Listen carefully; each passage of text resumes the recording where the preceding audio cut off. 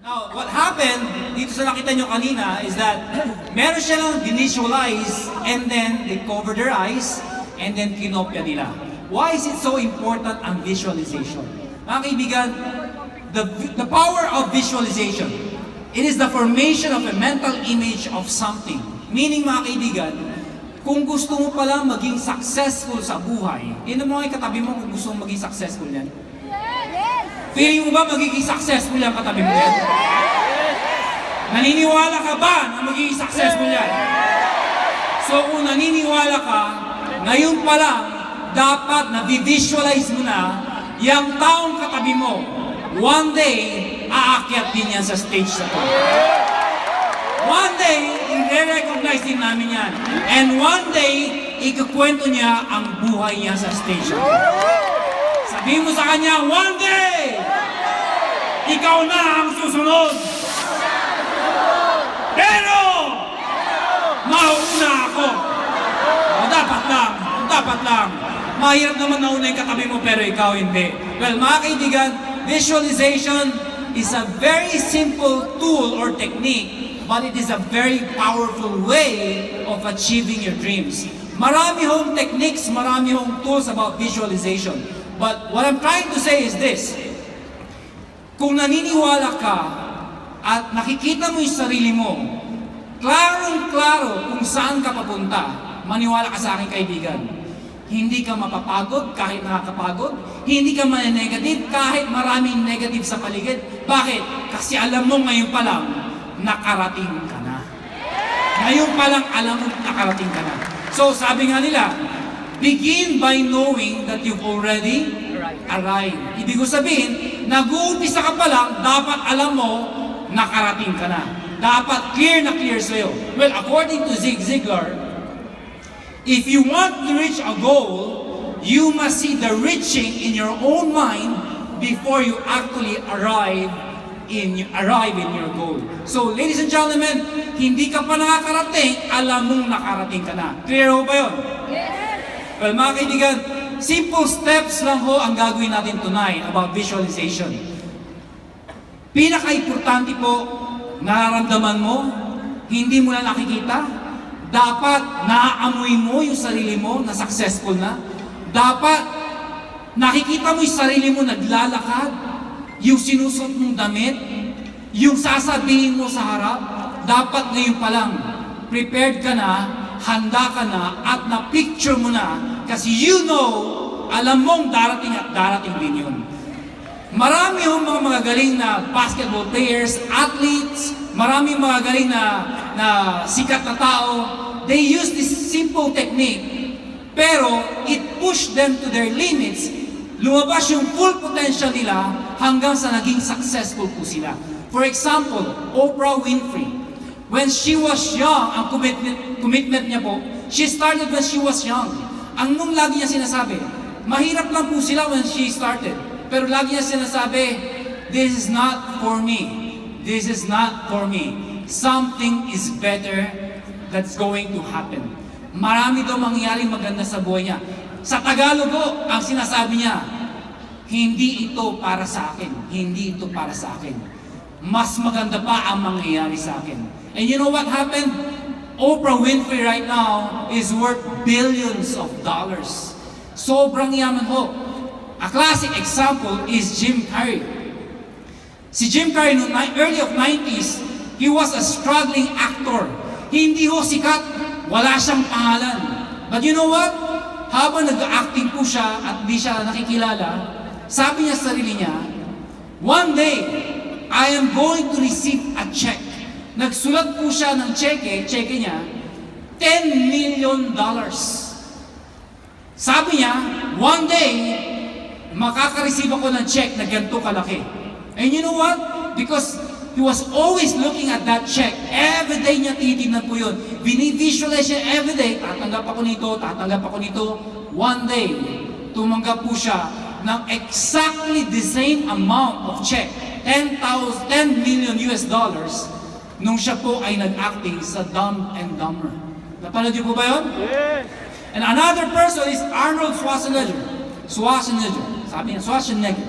Ang hirap i-pronounce ng kanyang pangalan. Si Arnold, nung nag-start po siya, pag nakita yung picture niya, hindi o ganun kalaki ang katawan niya.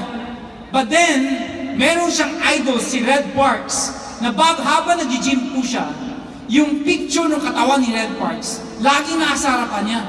Yun ang nag-motivate sa kanya. Yun ang nag-push sa kanya. So habang pinitin niya yung picture na yun, doon niya ginagawa yung pag-gym niya ngayon. Until one day, alam niyo nangyari? Tinanggal niya ho yung ulo ni Red Parks. Pinalitan po niya ng ulo niya. So, pinipicture niya na one day, eto ang magiging katawan ko. And true enough, Arnold, lumaki ang katawan niya and he was one of the most famous guy pagdating po sa bodybuilding. Ang dami yung kwento about stories about people na nag-visualize sila when they started, it became a reality in their life. So ngayon pa lang ho, dapat meron ka ng dream board. Clear na clear sa'yo, ididikit mo sa wall sa bahay mo, what will be your future 10 years from now? Sino ka 10 years from now? 5 years from now sa Global? Including 2018. Kailangan it should be vividly pictured in your mind kung ano ang itsura mo, sino ka a year from now. So sino dito naniniwala na by the end of this year, successful siya sa Global? Now, what are the things? Now, next slide, batayo. What does visualization accomplish for you? Number one, it activates your creative subconscious. Sabi mo sa katabi mo, subconscious. Subconscious is the powerhouse. It is the boss. Yan ho ang boss. Pag sinabi yung conscious mind, ito yung ngayon, yung nakikita mo, yung reasoning mo, yung rationale mo. But the subconscious mind, ito po yung nagpupush sa'yo deep within your soul, your mind, and your heart.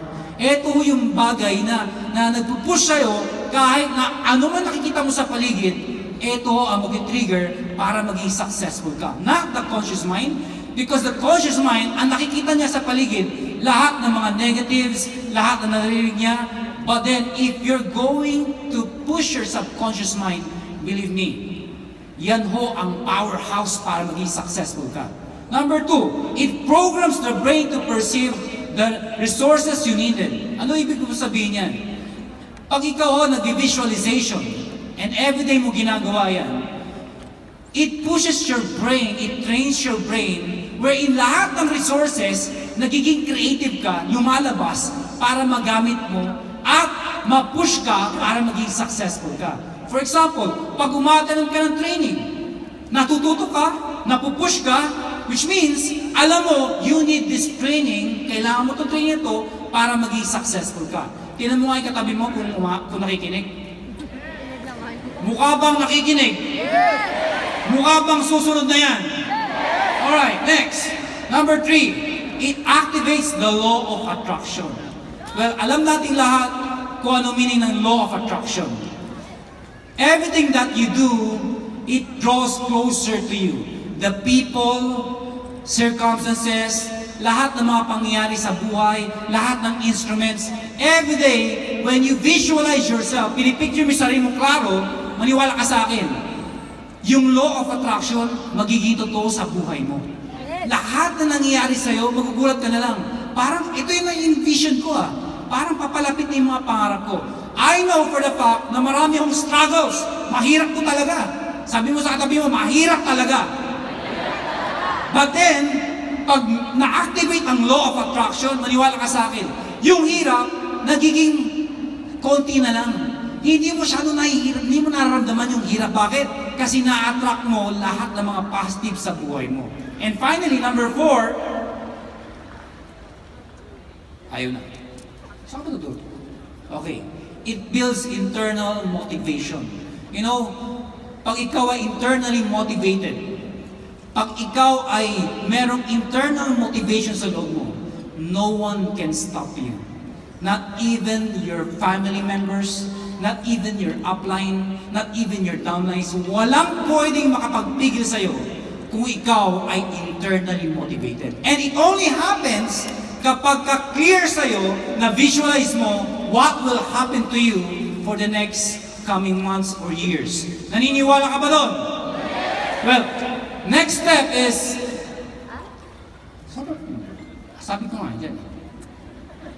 Okay, these are 4 important questions you need to answer and internalize. First question, what do you really want? Ano ba talaga ang gusto mo? Well, give yourself time, isipin nyo maigi, ano nga ba talaga ang gusto mo? Gusto mo bang maging multi-millionaire? Gusto mo maging top 1? Gusto mo maging part ng director's club? Gusto mo ba ng kotse? Kailangan, clear na clear sa'yo, ano ba talaga ang gusto mo? Gusto mo bang magkaroon ng asawa? Gusto mo bang magkaroon ng boyfriend? Gusto mo ba ng maraming pagkain? Dahil gutom na gutom ka na?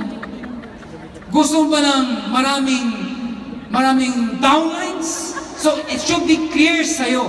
At dapat, gustong-gusto mo.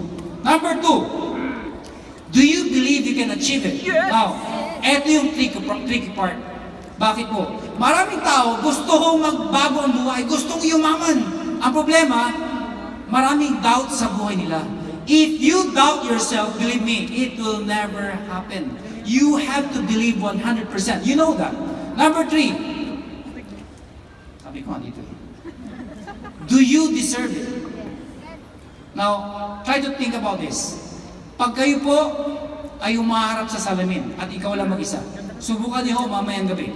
Mga bandang alas 12, yung wala na ako kayong kasama. Ilak niyo yung pinto, mas maganda sa CR. Tapos umarap ka sa sarili mo. Sigurado mo, sarili mo nakikita mo.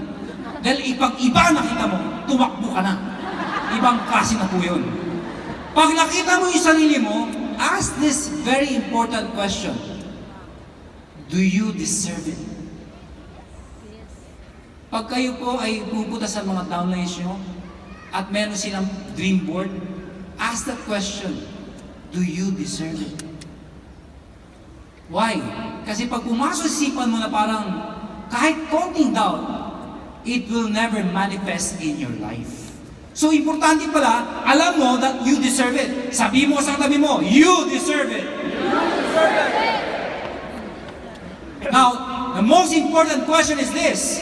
Are you willing to pay the price? Willing ka bang magbayad? Alam mong mayroong babayaran. The next question is, how much price are you willing to pay? If your answer is yes, then the answer is this. The next question is this. If you're willing to pay the price, how much price are you willing to pay? Tingnan mo nga yung katabi mo. Willing ba niyang ibigay lahat ng todo-todo, makuha lang yung mga pangarap niya? Meron ako nakita, ganito itsura. Yes. You have to be willing to pay the price. Ibibigay mo lahat, ilalabas mo ng todo-todo. Bakit po? Kasi you can never succeed kung papetex-petex ka. Kung ang ibabayad mo, kumbaga sa may 100 peso ka, ibabayad mo, piso lang. Kung tataya ka, itataya mo lahat. Ibibigay mo lahat kasi alam mo, ito ang kailangan para magbago ang buhay mo. Now, these are the steps to take in visualizing your goals. Sabi mo, steps. Okay, number 1, you have to see it.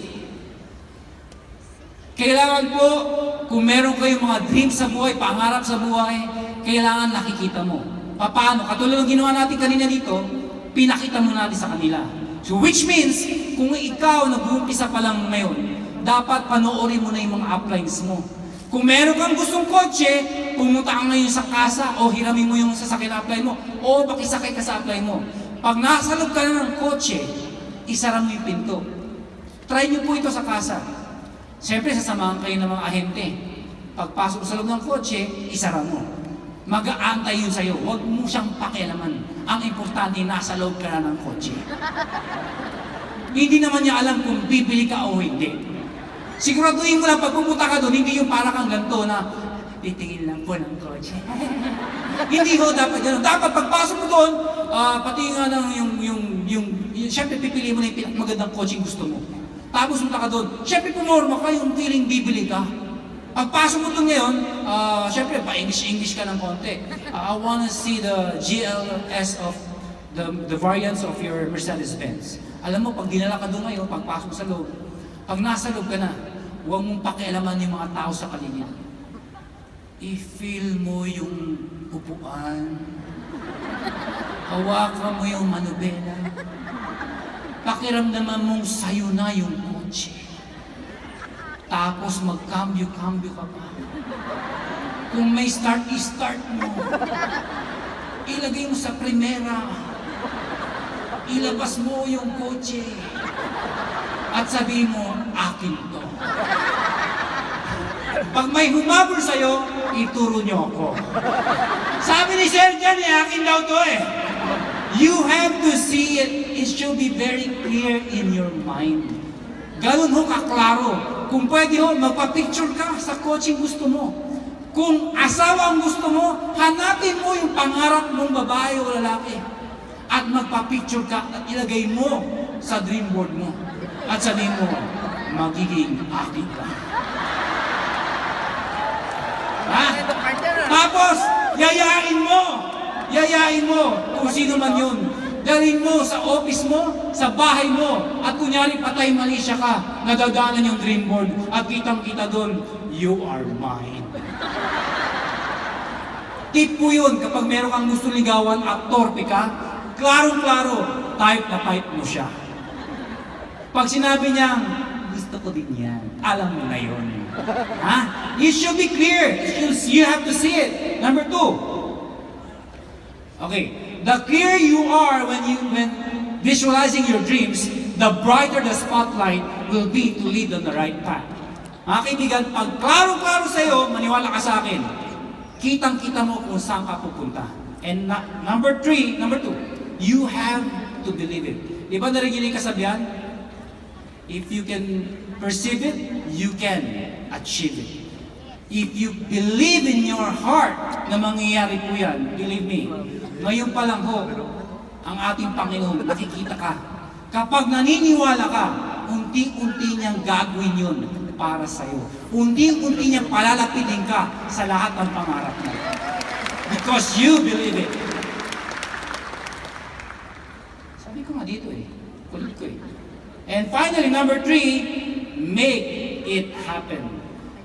Alam niyo sikreto ng mga nag-visualize, bakit po nangyayari sa kanila? Because they practice it every day. They do it every day. Every day nila ini-internalize. They envision themselves kung ano makikita nila sa future. You have to do this every day. Give yourself 5 to 10 minutes. Pag nasa bahay po kayo, bago kayo matulog, bago kayo mag-pray, try to meditate. You have to relax, you have to focus, and then envision yourself one day na ikaw ay successful na, kasama mo yung mahal mo sa buhay, na-accomplish mo lahat ng dreams mo. And ladies and gentlemen, if you do that every day, maniwala ka sa akin, nagiging madali ang mga pangarap mo. Lahat ng negative, maniwala ka sa akin, unti-unting mababawasan yan. Why? Kasi you did this exercise. Now, meron po tatawagin dito. Isang couple wherein, when she started, taga-Tugigaraw po ito. Alam niyo, sobrang hirap niya. Pero naniniwala siya, magbabago ang buhay niya one day. Ayoko ikwento yung buong kwento, mas maganda sa kanila manggaling, kasama niya kanyang asawa, and they are selling a book, they're promoting a book, wherein nandun lahat ng mga pangyayari sa buhay po nila. Please welcome Christina and Paul Gilbo. Palapakan naman natin sila. Ang hina mga palapak nyo!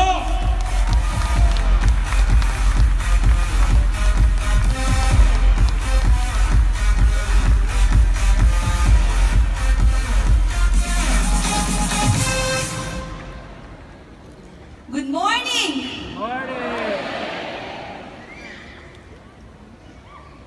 Akala ko hindi ako magsasalita ngayon.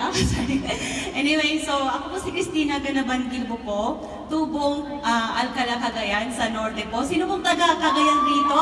Mga G1 Alliance! Mga Ilocana! Okay, so, kugento ka lang muna konti yung buhay namin. Nanggaling po kami sa mahirap. Ako po yung tipo ng bata pa lang po, nagbebenta po na po ako ng mais. Tapos yan akong medyo iyakin ako ha. Bata pa lang po ako, Natutunan ko na po magbenta ng mais kasi mahirap nga po yung buhay namin. Kaya from elementary, kahit hindi pa ako nag-aaral noon, alam ko na po magbenta ng mais. Hanggang natapos ko po yung pag-aaral ko nung college, nagbebenta pa rin po ako ng mais. And dahil po sa kahirapan nga po ng buhay, right after graduation, pumunta ako Manila. And with the hope na magkakaroon ako ng trabaho para makatulong ako sa family.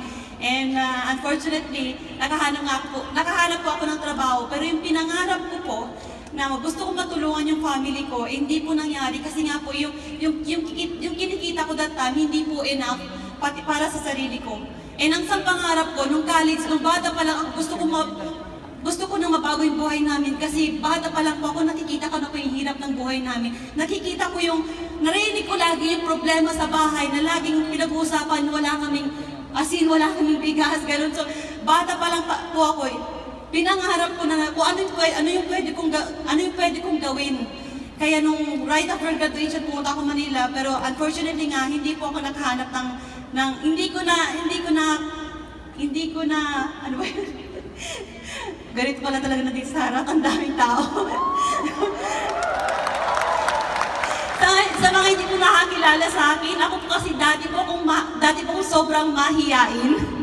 Yung tipong, kukunti lang po mga friends ko. Kaya sabi ko nung nag-start po ako sa Global, paano ako magiging successful dito, mahihayin po akong tao.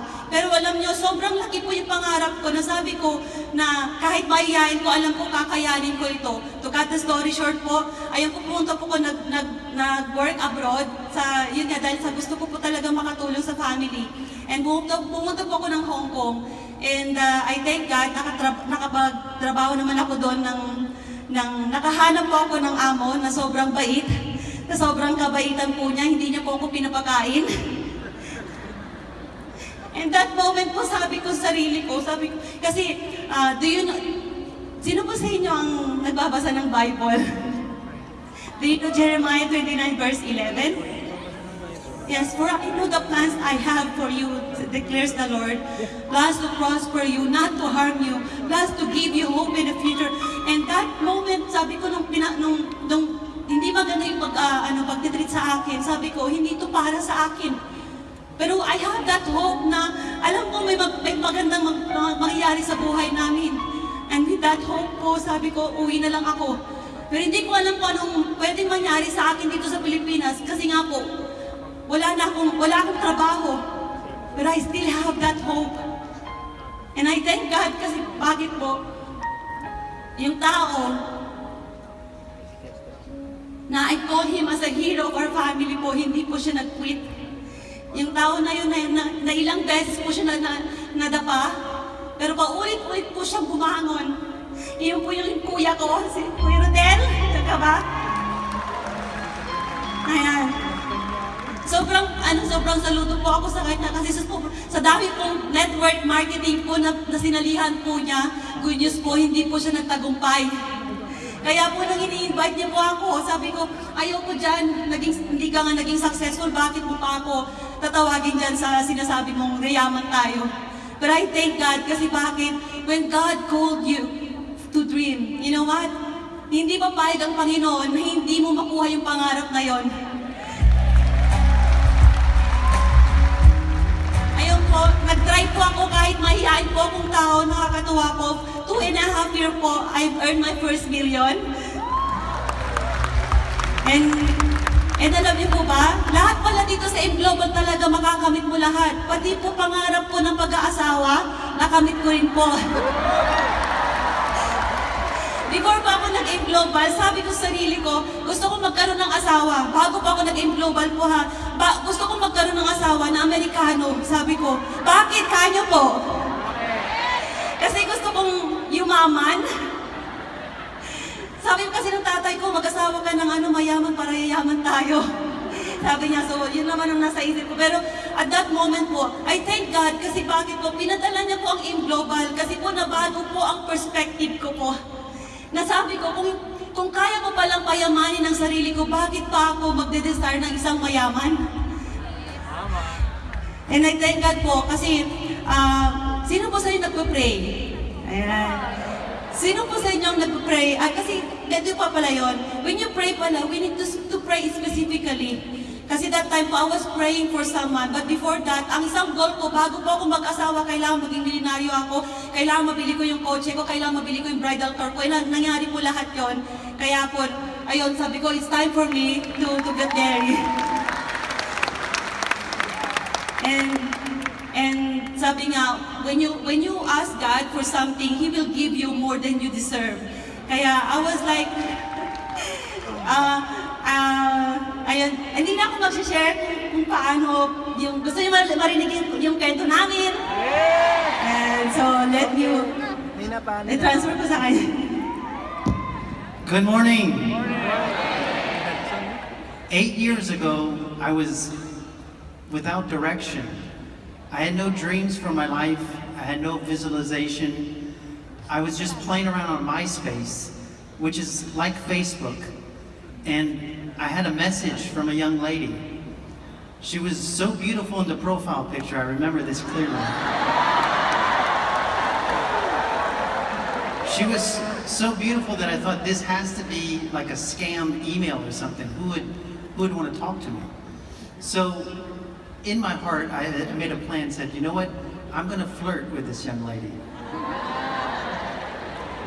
And what I didn't know is Christina, she had a clear direction for her future. She was an AIM Global member at that time. She had very clear focus for her future. And she knew what I was trying to do. So she said, you know what, if you want to talk to me, you have to buy Living Coffee.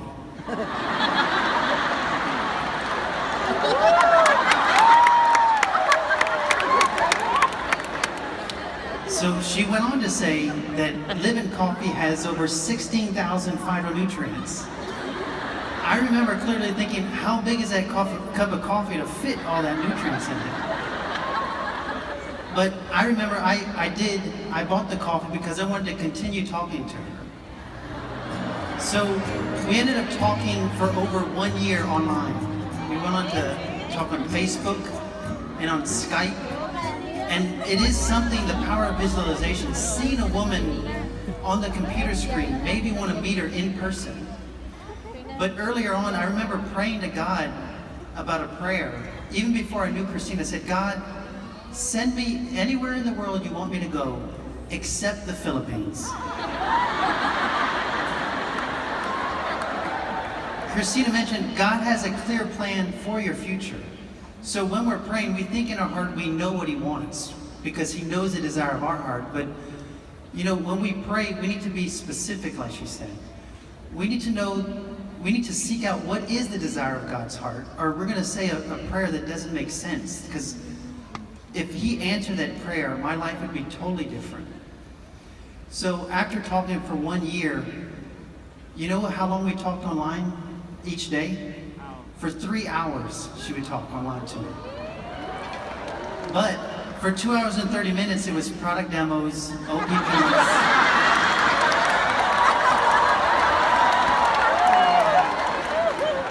A clear focus for your future. You're not going to let anything get in the way. She wanted to have an international team.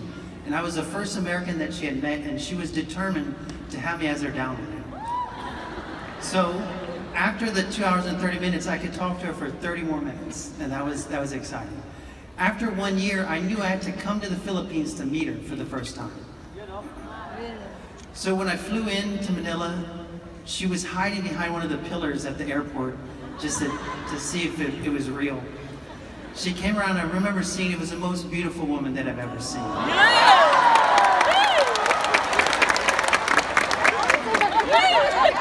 Single guys, if you're listening to me, you need to marry a Filipina.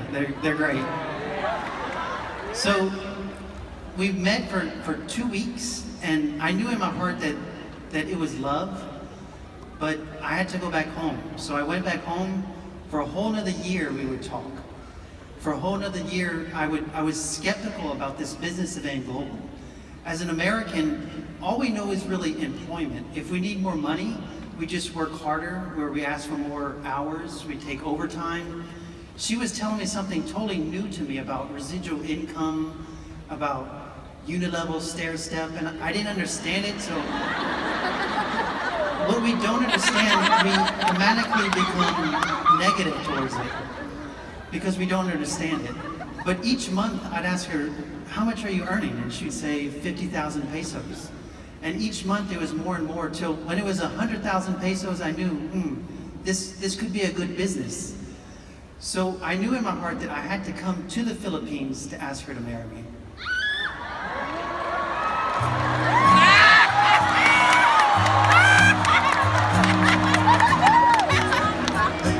So I had the ring in my pocket, and I went to gig her out, and when the time was right, I took out the ring and I looked in her eyes and I opened it and I said, baby, will you marry me?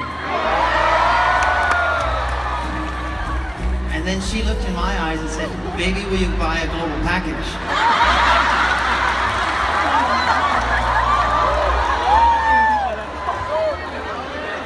I believe if I would have said no, she would have said no. She was that focused about the business that she wanted an American. So I, of course, joined and got 7 heads. And we've been doing the business ever since. And her goal in life is to add value to someone each day. As a leader, that's what we should be striving for. How can we add value into those around us? One way is through our business. Filipinos are now known for the hard work and dedication they have for their families, the sacrifice that they do. So you have your focus, you have your sacrifice. And if you can add value to someone else's life, that's a success. Before you get your first downline, you can be adding value in other ways with your focus you have for yourself, for your family. Focus helps you save time, it saves money, and it saves energy. You know, what AIM Global can do for your life, you need to have focus because the blessings are going to come in faster than you're prepared for. So you need to prepare now for those blessings. I believe God is looking for who does He want to bless us. And you need to be ready to receive those blessings with open arms. You know, Christina, she likes to say a joke about specific prayers in her life. And she prayed for specific things she wanted in a husband. But one thing she wasn't specific about is praying for a husband that had a full head of hair. So you can be specific down to the follicles on your head. Don't limit what God can do when you're praying. Diba?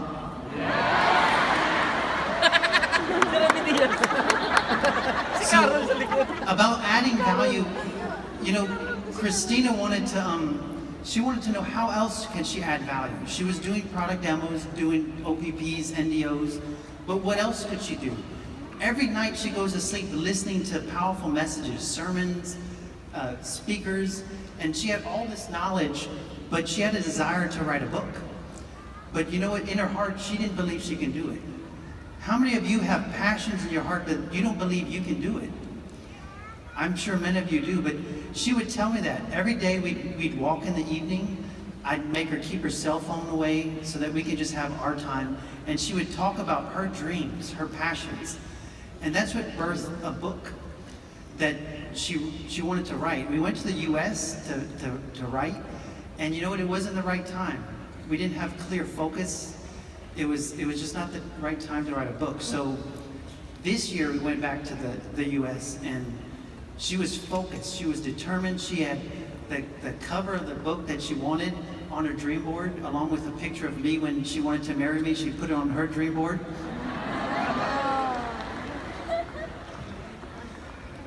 So as we would walk, she would talk out the chapters of the book. And each chapter would bring tears to her eyes because she's thinking of the lives she would change. And everyone has chapters in their life that they just haven't put down to paper. You have visions that you just haven't visualized yet. You shouldn't limit yourself what you can do just because you're only earning small time right now. You know what? People are just as powerful if you're not a top 20 earner. You have ideas, you have beautiful passions that you can share with others, even if you're not a top 20. So don't wait till you have this status or title within this business to believe you can do it. You can do it now. There's nothing worse than thinking tomorrow I'll do it, or the next day. You're just putting off what you can do today. So I like to take the opportunity whenever I have it to express my love for Christina, my wife. You know, when you do things together in life, you're more powerful. We're now focused as a couple on what we want in life. We want to add value to people's lives in any way we can. And one way is through a book, but there's ways that you can find out in your life, how can you help your family? That's the most important. And this business is a very powerful tool to do that. So I'm gonna give it back to Christina so she can wrap up. Oh, you're done? Alright, palakpakan mo natin sila! So, the book you're talking about is entitled what? When You Believe. Yes. And you are the author of the book, Yes. right? So, when you were writing the book, how were you able to perceive that one day, you know, this book will transform a lot of lives, and you can give a lot of inspirational stories about what happened to you and to Paul. So Paul, can you give some glimpse of the book, say anything about the book? Like I said, when we would do our walks at night, it was the stories that are powerful, that maybe is a common story in the Philippines about OFWs and DHs and what they go through. In the US, we know nothing about that. We don't know the immense sacrifice that many Filipinos have to endure for the betterment of their family. And I said, you know, that's something that beyond the Philippines, Americans need to know that. That, you know, it's not just the Americans that struggle. Everyone struggles, but Filipinos, I believe, you deal with so much in life. You have volcanoes, typhoons, hurricanes, well, that's us, but earthquakes, but you're still here, you're smiling, you're vibrant, you're happy. It's just about reigniting your dream, because when you believe and when you have focus and you visualize, you can accomplish anything. No matter who you are, what place you are in life, from the lowliest, when she felt low as a DH. She took it on like a status symbol, like, I'm just a DH. You know, when you don't identify who you are in life, you allow others to place a label on you. And that's not good. You know, you have the most powerful thing you have in life is identifying who you are in life. So focus on what you want to be, and that's what I took out of it, is that she's going to be a beacon of hope and show that the Filipino people are the most resilient. They're the strong people. You're the backbone of this country, the hard workers that others need to know about. So that's what I took out from reading the book. Actually, para sa mga hindi na, when I speak kasi, nakakalimutan ko yung sinasabi ko. So sabi ko, I want to put it in writing. Sabi ko, but then, whenever I write, nahirapan ako because of the negative behind, or at the back of my mind, that you cannot do it. But then that dreams became just like stronger and stronger and stronger. And then I keep declaring, and then I keep telling to everyone, I'm going to be an author. I'm going to be writing a book that could change many lives. And then I keep saying, but at the back of my mind, nandun yung negativity. And I believe so for every one of us here in this room, here in this stadium, alam ko na marami po tayong mga doubts in our heart na nag-hold back sa atin. And in that book, I've shared everything that you could really, when you believe, everything is possible.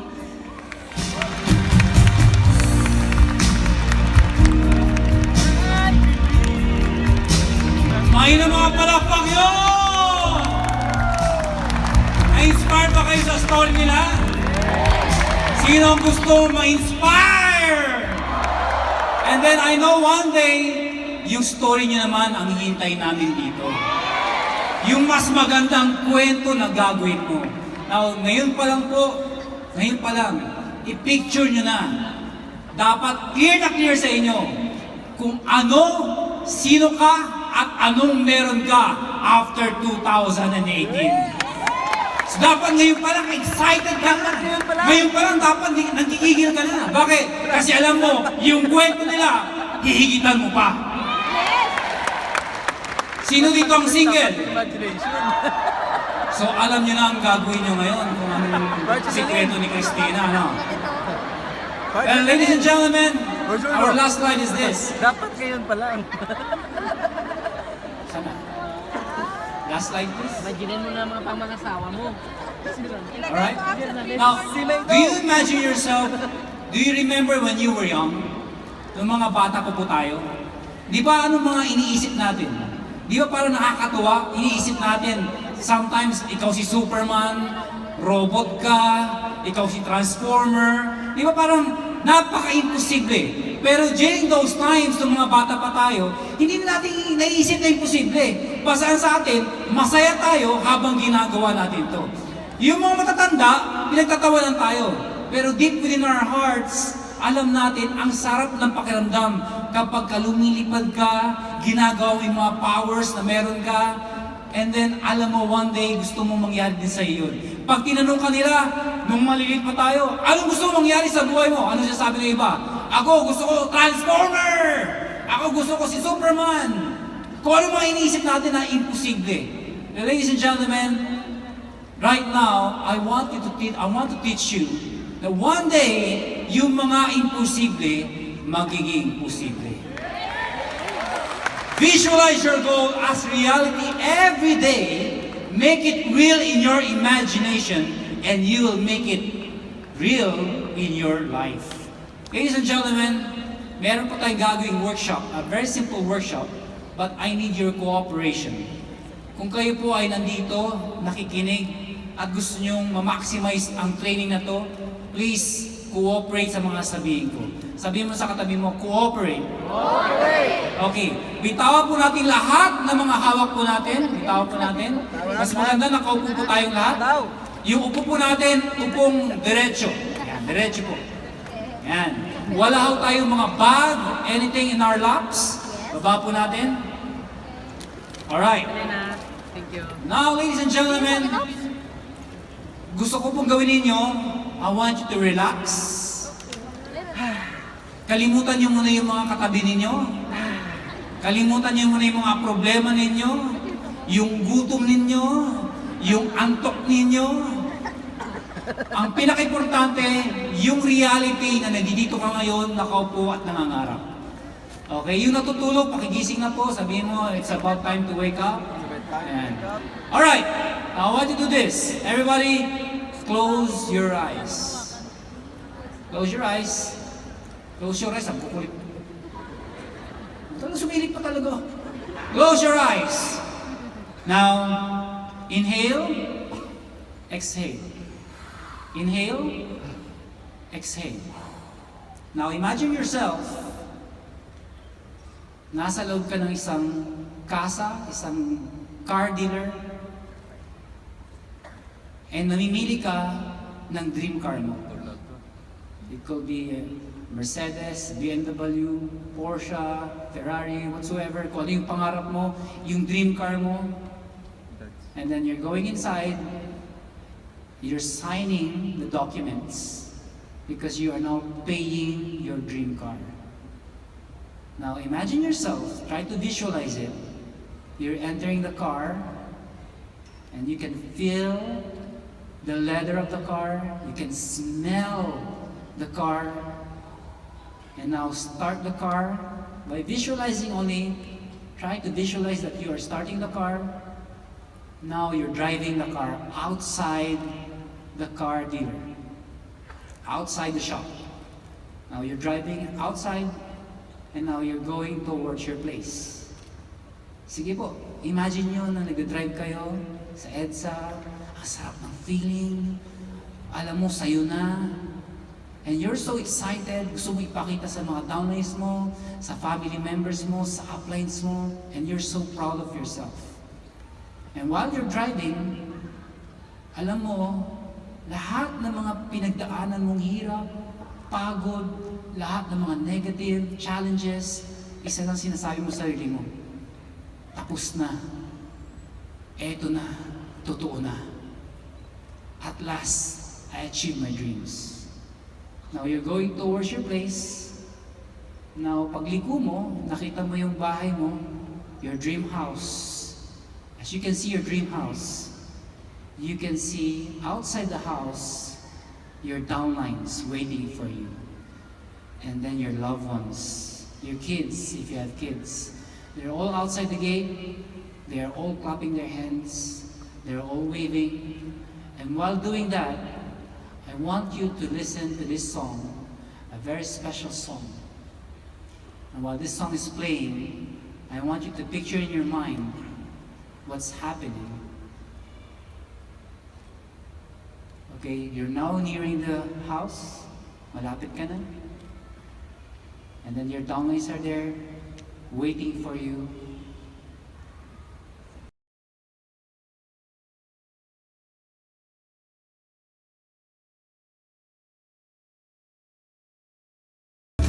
That you're now going towards MOA Arena.